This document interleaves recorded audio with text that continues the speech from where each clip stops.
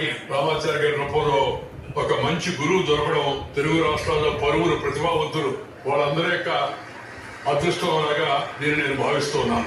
ఈ మారుమూల ప్రాంతాలకు వచ్చిన వారందరికీ కూడా ఈ రామాచార్యులు వారి బృందం ఈ అకాడమీ ఉచితంగా వసతి శిక్షణ ఇవ్వడం అవుతుందో చాలా చాలా అభినందనీయ విషయం. వారి తద్వారా వారి జీవితం కూడా ధన్యమవుతుందని చెప్పి నేను భావిస్తున్నాను.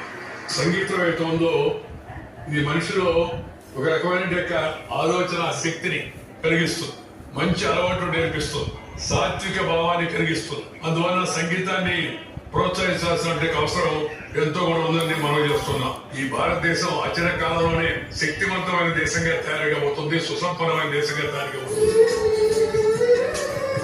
మన ఈ 64 కళలను మరింతగా ప్రోత్సహించుకోవడం ద్వారా ప్రపంచానికి మనం ఒక మరింత మార్గదర్శకంగా దేశంగా భారతదేశం తయారు కావాలని చెప్పి నేను ఆశిస్తున్నాను. నేను ఎప్పుడు చెప్తుంటాను, కన్న తల్లిని, జన్మభూమిని, మాతృదేశాన్ని, మాతృభాషను, గురువును మర్చిపోయిన వాడు మానవుడే కాదు అని చెప్పారు. గూగుల్ వచ్చిన గురువు ప్రాధాన్యత తగ్గదు. ఎందుకంటే గూగుల్కి రిపేర్ వచ్చిన గురువుని పిలవాలి.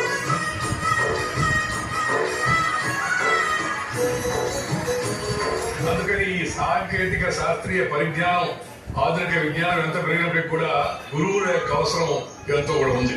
గురువు మనకి సన్మార్గం చూపించేవాడు, సద్భావన కలిగించేవాడు, సత్ప్రవర్తన పట్ల మంచి ఆలోచన కలిగించేవాడు. అలాంటి గురువులను అందరూ కూడా ఎప్పుడు గౌరవించుకోవాల్సి ఉంది. వారి అడుగు జాడల్లో మనం నడవాల్సిన అవసరం ఎంతో ఉందని ఈ సందర్భంగా మీ అందరికీ కూడా నేను మనవి చేస్తా ఉన్నాను.